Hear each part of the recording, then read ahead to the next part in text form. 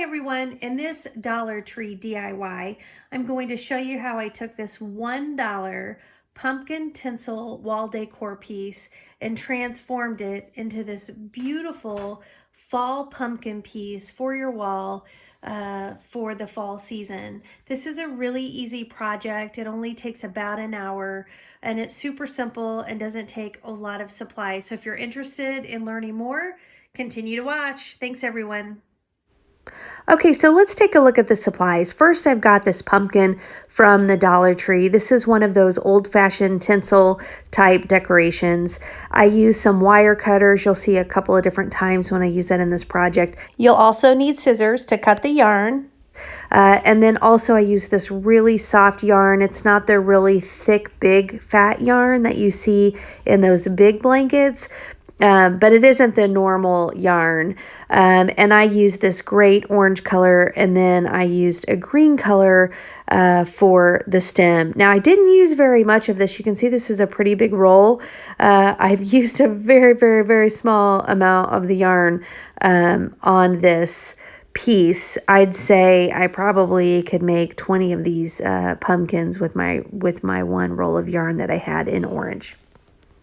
Okay, so the first thing that you'll need to do is remove the tinsel from this plastic pumpkin frame and find a spot of the tinsel that you can just clip and then unweave that tinsel. You'll see it's just kind of wrapped around these pegs, plastic peg type things all over the frame. And so just kind of gently tug and pull it off of those. They're not knots, it's just kind of wrapped tightly against them. Be careful, you can break the plastic. I did break a piece off. I'll show you how I hot glued that in. You'll see first I tried to tape it. That didn't work so well. And what you end up with is this big pile of tinsel that you can just discard, or if you have another type of craft you can use it for, you can, keep it for something like that. And so you're basically left with this plastic frame. I love it because it is a little three-dimensional as different parts of the pumpkin kind of comes up and kind of comes down. Here you see me working with one place where it actually broke but not broke off, and another place where it completely broke off that I'm trying to tape it. I did make a mistake here that I realized you'll see here in just a second, and that is that before I try to repair it, I do need to cut off all of these little pegs. I don't use those because when I wrap my yarn around, I don't want them sticking out of my yarn. So I kind of try to cut them just as flush as I can against the piece. And so I'm taping this here, and then what you'll find after I cut the pegs is I end up having to untape it so I can trim down the pegs on these pieces. And I end up, for the most part, just kind of using hot glue to keep those pieces in. A little tape, a little hot glue. It all works just fine. Again, it's all covered. You don't see it. It's just better if it doesn't happen. It took me like probably 7 or 8 minutes to mess with that. And you can avoid that if you're just a little careful when you're pulling off the tinsel. Okay, so my next step in this Dollar Tree DIY for Halloween is to use my wire cutters and snip off those pegs, or that's what I call them. They're the pegs that run along every line of your plastic frame. It's what the tinsel was kind of wrapped around to hold it into place. And it's a step that doesn't take much time at all. In just a couple of minutes, I can get it snipped pretty close. You'll see here that you'll still see where the pegs are. They don't just come out or stick out quite as much, making for a much, much cleaner wrap when you take that yarn and you wrap it around. If you don't do this step, you'll find that your yarn has to go on top of the pegs, and that just makes your project a little bit uneven. Okay, now that our pegs are cut off, it's time to start putting on our yarn.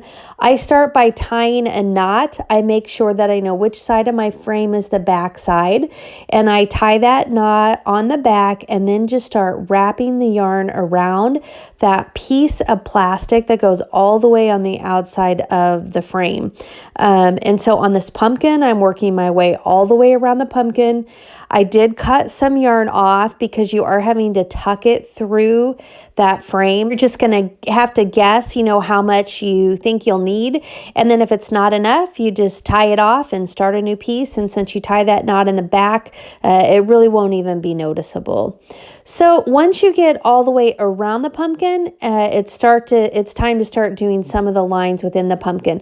I like to go from left to right on the rows. So it was really as I was doing this first row that it became really obvious that my mending technique wasn't going to work because I had way too much bulk here and my yarn just wasn't going to sit flat. So I just quickly snipped my yarn. I tried to make it work and I wasn't happy with it. And instead I came in and I just used hot glue. So this was where I hot glued this side in. This was that piece that didn't break off, but it was broken. So I glued within there. And then I did leave this tape. There was nothing wrong with this tape. I just cut off. Since I had that big bulky piece of tape here, I hadn't clipped off my pegs. That was also what was creating a lot of my bulk. So I just want to show you, this is what it looks like. If you are going to have to mend something up, you definitely want to keep it narrow so you don't, I think you saw my tape was coming over this way. I thought when I'd pull my yarn tighter, I thought it would clean it up, and it just didn't. So now what I need to do here is I'm just going to tie a knot. I need to tie this off, and then I need to tie off this end, and I need to fill it in. It's just a simple little, like a knot. And this yarn, when you do tie a knot, even a single knot, it's really hard. If you ever do it and you try to untie that single knot, you'll find it's really hard. And I like that because it means it just really stays in place very nicely. Okay, so as I do my second row, I want to do this kind of close up, and I'm not going to do it in fast speed. I wanted you to kind of get the feel for how the project was going to work. But first of all, I talked about making sure you know which side is the front. You can see when you set your pumpkin down, it does kind of come up and down, and this dimensional side is the front. And then where you see it's kind of flat, like you've got some of the wires meeting a flat spot, that's your back. And I always tie off my my yarn on the back. I have this extra piece still, and I'm going to use it. I don't know that this will take me all the way across, but it's super easy to tie off the yarn. So I'm going to go ahead and use this piece. But basically, I just come around, and I've got it so my good side is facing down. That means I'm going to tie this yarn onto the back of my, I got to turn it this way because I'm right-handed, onto the back of my frame. And all I need to do is just do just a one single through and pull tight. This is really, you'll see from here, it would be hard for you to even undo this. And I can go ahead and maybe I will go ahead and tie a double just since I'm starting a new ribbon. Don't think it's necessary because it stays so well. But I've got that tied now in a double knot. I'm just going to trim that up. And then, oops, did not trim very well. And then now I can scooch it over to the side, and I can begin to wrap it. So I'm going to push it all the way over to the side. And that's something, if you've ever done the mesh wreaths, I mean, a big part is just kind of scrunching it. Now I just grab a big handful like this, and I just tuck that big handful through. If you were to be more precise, it would take you forever. And at the very end, you might get a little tangles, but it's not that big of a deal. And then I push it through here again like this, and I pull it, and then I push it all back through again. So you see, I'm just kind of doing it, not like keeping the one strand separated, because it just goes so much faster. And again, I know that will cause a tiny bit of tangling, but I will tell you it's not really tangling. It's just untwisting a little bit at the end. And it's so worth it because this just helps you move pretty quickly through the project. And so you can see here, just like in real speed, to do like one little section of this takes about a minute. So the project does take a while. If you figure you're definitely looking at least an hour just to get your yarn wrapped. It's my least favorite part, but I'm always doing this kind of thing like while I'm watching a TV show with my family or something. It's not messy, so I can have it in the living room and not be kind of a distraction. It's not noisy. So this is just one of those great projects for when you're hanging out with the family and you're just wanting to kind of DIY, do a little something different also while you're watching that TV. I do keep it pretty tight, so you can see I just keep wrapping it through. One of the things I'm wanting to show you is what I do. I'm going to call it at the intersections, where things come together. And you can do it however you want. We are going to come back down this way, so we would be covering off the direction coming this way. But I do have something that I like to do as I move over into the next section, just because I think it makes the lines a little bit cleaner. And so you can see here, I've just done all my normal stuff. What I do then is I go into the next section over to the right. That's where I'm going to be wrapping. But I don't just start wrapping quite yet. I now bring it up at the diagonal like this. Okay, and then I tuck it back down to where I was, like this. And then I go up into the upper right-hand corner. Now what I've done is I've covered really well every corner of that plastic so that plastic isn't going to show through. And of course, I'm looking at the back. I'm going to put my thumb on it and flip it around. This is what it looks like on the front, so it looks really nice and clean, but it's just going to help keep those corners wherever the plastics intersect looking good. And then now I'm back here again, and I can just kind of start doing the same wrap around that I had been doing before. Again, just tucking it all in, tucking it all through. You're just kind of like pushing it back and forth.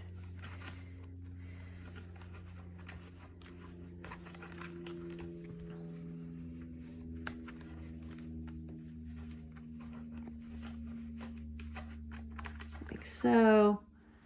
And you can see now I've just about got this next section done. Again, I do push mine pretty tight. I'm like that on my mesh wreaths too.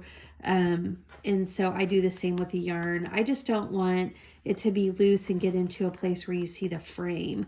I want to make sure that the yarn is like fully covering all the plastic, and the yarn is just so pretty. You would just hate to get done with your project and find spots where you weren't tight enough. And I'm not going to say that hasn't happened to me. You come in, you quick tie off another piece, and you can fill that in. It's a lot easier if you get it right. Oops, in the beginning. Okay, and now you can kind of see that second. So I wanted to do that in slow motion with you, just so you could kind of see how I started, how I moved around an intersection, and kind of get a more of an idea for the timing that it's taking me and how I push it all through kind of in that one big lump. And so now that I've done that, I'm going to go ahead and fill some of this in, because I know you don't want to watch me just wrap yarn around forever. I'm going to go ahead and fill in more of my my pumpkin, and I'm going to come back when I get all of the rows done. So I'm going to get this whole row done and then my bottom row, and I'll come back as I start my up and down row. And I'll also just kind of show you what the project's looking like at that point. So I'll be back in a few minutes.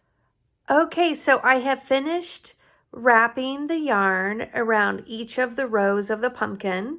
And so the only thing left is the vertical plastic frame parts. And then of course I have the stem that I'll do at the end. So I'm going to come back around and do these vertical parts.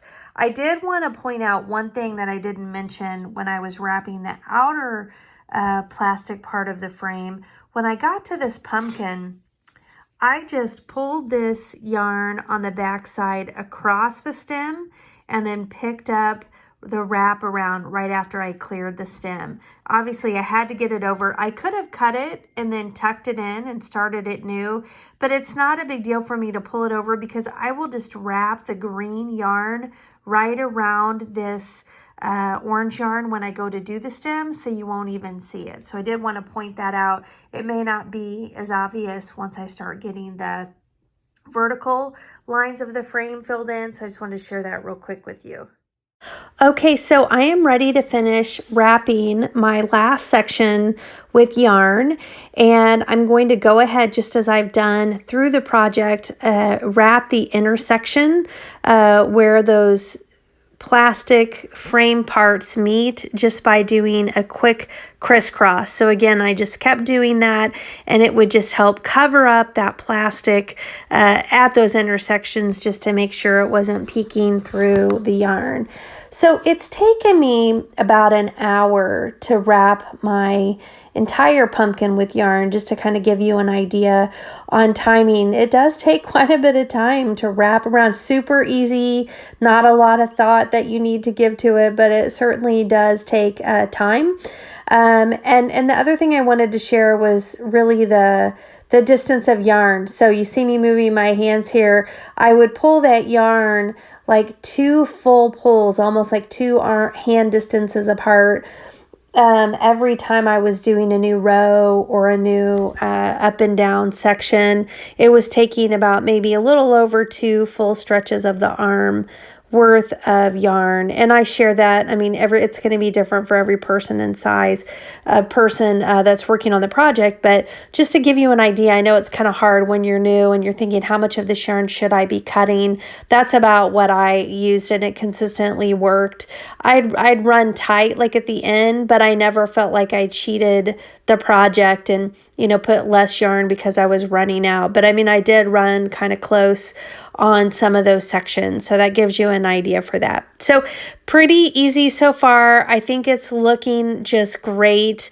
I haven't seen any parts yet where I wrapped too loose. Typically when I do these, I'll find some section where I don't think I'm covering the plastic good enough. Maybe I wasn't scrunching it together enough as I went.